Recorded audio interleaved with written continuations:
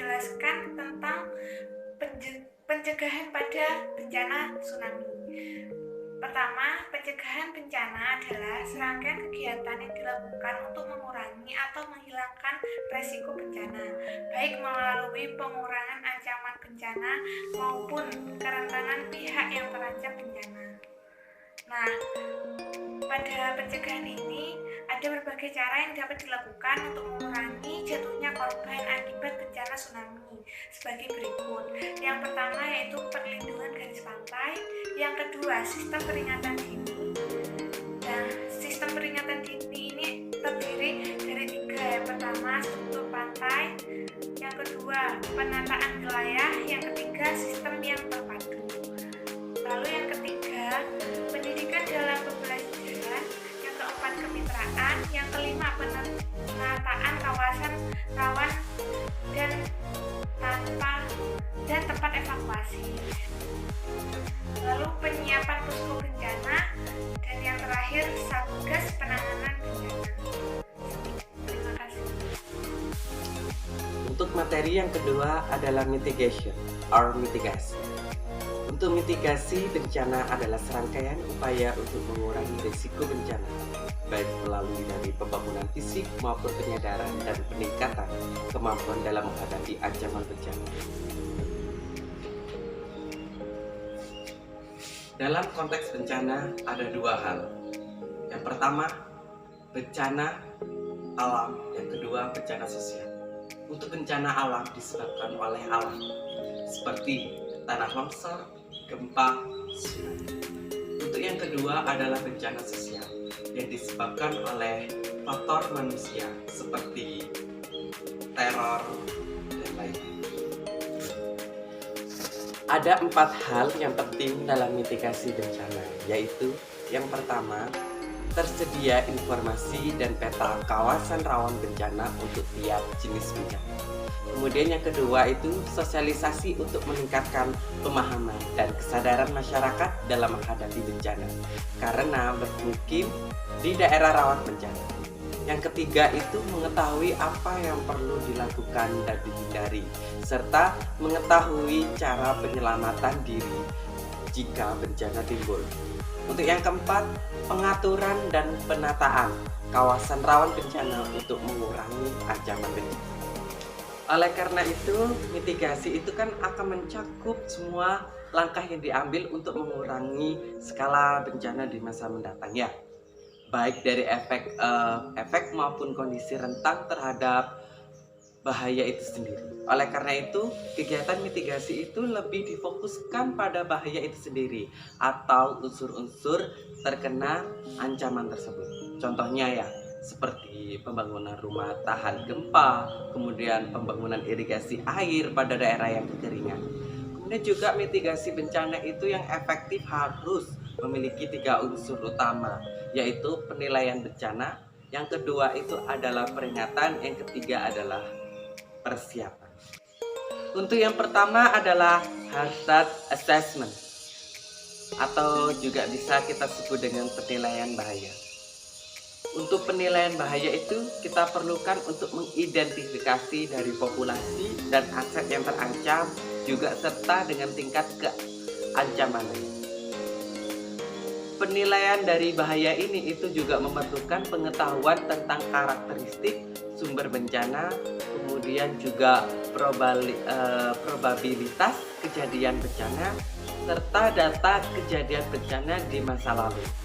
Nah, pada tahapan ini itu menghasilkan peta potensi bencana yang sangat penting untuk merancang kedua unsur mitigasi lainnya. Untuk yang kedua adalah warning, atau juga bisa disebut dengan peringatan. Nah, untuk tahap yang kedua, peringatan itu diperlukan untuk memberi peringatan kepada masyarakat tentang bencana yang akan mengancam. Itu ya, seperti bahaya tsunami yang diakibatkan oleh gempa bumi, juga aliran lahar akibat oleh letusan gunung berapi dan sebagainya ya, dan lain-lain. Sistem peringatan itu didasarkan pada data bencana yang terjadi sebagai peringatan dini, serta juga itu akan menggunakan berbagai saluran komunikasi untuk memberikan pesan kepada pihak yang berwenang maupun masyarakat. Untuk peringatan itu terhadap bencana yang akan mengancam harus dilakukan secara cepat, tepat, dan dipercaya. Untuk kategori yang terakhir adalah preparedness atau persiapan. Kegiatan kategori yang terakhir ini itu tergantung kepada unsur mitigasinya atau unsur mitigasi sebelumnya ya. Nah, seperti penilaian bahaya dan peringatan. Itu juga membutuhkan pengetahuan tentang daerah yang kemungkinan terkena bencana dan pengetahuan tentang sistem peringatan untuk mengetahui kapan harus melakukan evakuasi dan kapan saatnya kembali ketika situasi setelah aman atau situasi telah pulih.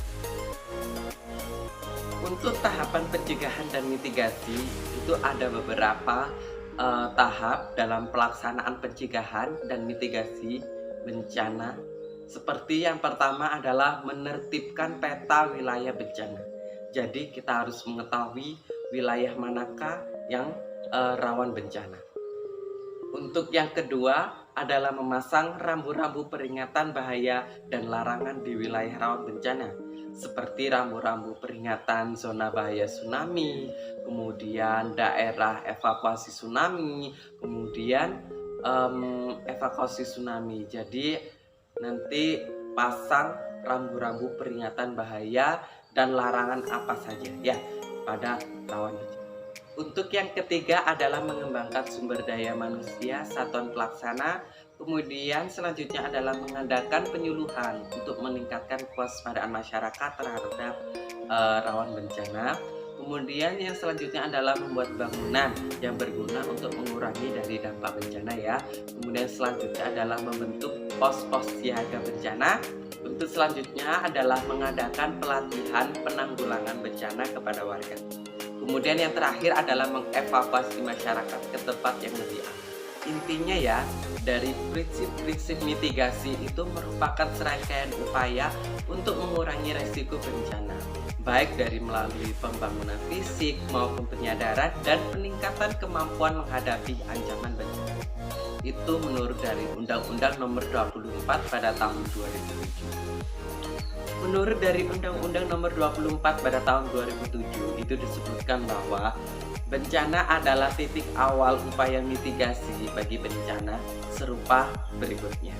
Untuk yang kedua, itu juga ya upaya mitigasi itu kompleks, jadi saling tergantung dan saling melibatkan banyak pihak. Kemudian juga upaya mitigasi itu aktif lebih efektif dibanding upaya mitigasi pasif. Jika sumber daya terbatas, maka prioritas harus diberikan kepada kelompok rentan. Assalamualaikum warahmatullahi wabarakatuh. Perkenalkan saya Aldo Yusadi dengan NIM 180-177. Di sini saya akan menjelaskan yaitu kesiapsiagaan atau preparedness dalam bencana.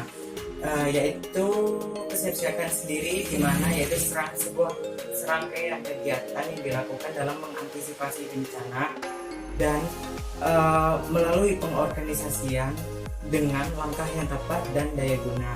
Menurut Lembaga Ilmu Pengetahuan Indonesia serta UNESCO yaitu United Nations Educational, Scientific dan Culture organisasi, yaitu terdapat 5 faktor. Yang pertama itu pengetahuan tentang fenomena alam itu sendiri, yaitu tsunami.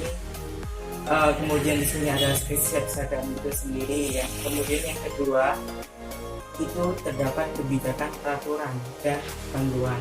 Kemudian yang ketiga yaitu keadaan darurat bencana. Kemudian yang keempat yaitu sumber peringatan bencana itu sendiri. Yang kelima yaitu mobilisasi sumber daya. Sekian dari saya. Topik selanjutnya akan dijelaskan oleh rekan saya. Terima kasih. Baik, yang keempat yaitu ada tanggap darurat atau respon, di mana serangkaian kegiatan yang dilakukan dengan segera pada saat kejadian bencana untuk menangani dampak buruk yang ditimbulkan, seperti kegiatan penyelamatan dan evakuasi korban, harta benda, pemenuhan kebutuhan dasar, perlindungan, pengurusan pengungsi, serta pemulihan sarana dan prasarana. Selanjutnya ada pelaksanaan rehabilitasi meliputi perbaikan fisik dan non-fisik. Strategi penyelenggaraan kegiatan rehabilitasi adalah Ada 5, yaitu yang pertama melibatkan dan memberdayakan masyarakat dalam tahapan pelaksanaan rehabilitasi. Yang kedua ada karakter bencana, dilihat karakter bencana daerah dan budaya masyarakat setempat. Yang ketiga ada pada kondisi aktual di lapangan. Dan yang keempat, menjadikan kegiatan rehabilitasi sebagai gerakan dalam masyarakat. Yang kelima, menyalurkan bantuan bentuk dan besaran yang tepat sehingga dapat memicu atau membangkitkan gerakan rehabilitasi dan penanganan bencana yang menyeluruh. Selanjutnya, ada pada sasaran kegiatan rehabilitasi, ada 3, yaitu kelompok manusia dan segenap kehidupan dan penghidupan yang terganggu oleh bencana. Yang kedua, sumber daya buatan yang mengalami kerusakan akibat bencana dengan berkurang nilai gunanya. Yang ketiga, ekosistem atau lingkungan alam untuk mengembalikan fungsi ekologisnya. Selanjutnya, untuk menjamin efektivitas dan efisiensi penyelenggaraan ada 3 kegiatan, yaitu pertama sosialisasi dan koordinasi program, yang kedua ada inventarisasi dan identifikasi kerusakan atau kerugian, dan yang ketiga ada perencanaan dan penetapan prioritas. Assalamualaikum warahmatullahi wabarakatuh. Perkenalkan, nama saya Wahyu Pramohaji. Saya mahasiswa dari STIKes Dr. Sukondi Jember. Ingin melakukan penyuluhan tentang edukasi pemulihan terhadap bencana tsunami. Yang pertama, pemulihan. Pemulihan itu ruang lingkup pelaksanaan rehabilitasi pasca bencana. Dilakukan melalui kegiatan-kegiatan perbaikan daerah bencana, perbaikan prasarana dan sarana umum, pemberian bantuan perbaikan rumah pada masyarakat, pemulihan sosial dan psikologi, pelayanan kesehatan, rekonsiliasi dan resolusi konflik, pemulihan sosial, ekonomi dan budaya, pemulihan keamanan dan ketertiban, pemulihan fungsi pemerintahan, dan pemulihan fungsi pelayanan publik. Assalamualaikum warahmatullahi wabarakatuh. Perkenalkan, nama saya Muhammad Rizky Haji. Di sini saya akan memberikan edukasi tentang bencana tsunami, yaitu rekonstruksi. Rekonstruksi itu sebagai berikut, itu penanggulangan bencana merupakan tanggung jawab bencana bersama pemerintah daerah dan pemerintah masyarakat, untuk yang pertama. Dan untuk yang kedua itu pemerintah berkewajiban untuk menyiapkan program dan alokasi anggaran untuk rekonstruksi pasca bencana. Dan untuk yang ketiga itu pemerintah memberikan fasilitasi dan pendampingan bantuan dana yang dilakukan berdasarkan kearifan lokal. Untuk yang keempat itu bantuan dari luar negeri, baik yang berasal dari pemerintah bilateral maupun multilateral dan maupun non pemerintah. Diperkenankan sepanjang bantuan tersebut tidak bertentangan dengan peraturan perundang-undangan yang berlaku. Untuk yang kelima, membangun kembali dengan lebih baik dari sebelum kejadian bencana, dengan memahami bahwa suatu peristiwa bencana membawa hikmah untuk memberikan kesempatan dalam rangka peningkatan kehidupan masyarakat. Dan untuk yang keenam itu upaya-upaya pengurangan risiko bencana, meliputi usaha pencegahan, mitigasi, dan peningkatan kesiapsiagaan. Untuk yang ketujuh itu pelaksanaan rekonstruksi harus dapat mendorong dikembangkannya atau direvisinya peraturan perundang-undangan. Yang kedelapan itu menempatkan isu-isu ekosistem atau lingkungan hidup dan sosial budaya secara proporsional dan dalam pemerataan rekonstruksi. Yang kesembilan itu melaksanakan rekonstruksi dengan proses yang akuntabel dan auditable serta memenuhi asas transparansi publik. Untuk yang ke-10 itu menjalankan rekonstruksi dilakukan di bawah koordinasi BNPB atau BPBD. Dan di sini ada strategi dalam penyelenggaraan rekonstruksi, yaitu melibatkan partisipasi masyarakat sebesar mungkin, yang pertama. Dan untuk yang kedua, memanfaatkan kearifan lokal. Yang ketiga, mendorong pengembangan kapasitas dan pelaksanaan. Untuk yang keempat, mengutamakan solusi jangka daripada penyelesaian masalah-masalah yang bersifat sementara. Untuk yang kelima, memberikan perhatian khusus pada usaha-usaha berkelanjutan yang bersifat lokal. Untuk yang keenam itu menggunakan proses perencanaan yang terintegrasi dengan penetapan prioritas jangka pendek. Untuk yang ketujuh itu mengutamakan usaha-usaha. Yang kedelapan mengintegrasikan teknologi maju dengan sumber daya lokal yang sesuai. Dan untuk yang kesembilan itu menggunakan rencana implementasi yang sederhana. Dan untuk yang ke-10 itu memastikan tersedianya akses informasi mengenai semua kegiatan rekonstruksi bagi semua pemangku. Dan sasarannya itu dicapai oleh pedoman ini adalah tercapainya pemulihan semua aspek kehidupan masyarakat sehingga segala kegiatan perekonomian, sosial dan budaya masyarakat dapat tumbuh berkembang dengan baik. Ya, begitu itu saja yang saya sampaikan tentang rekonstruksi bencana tsunami.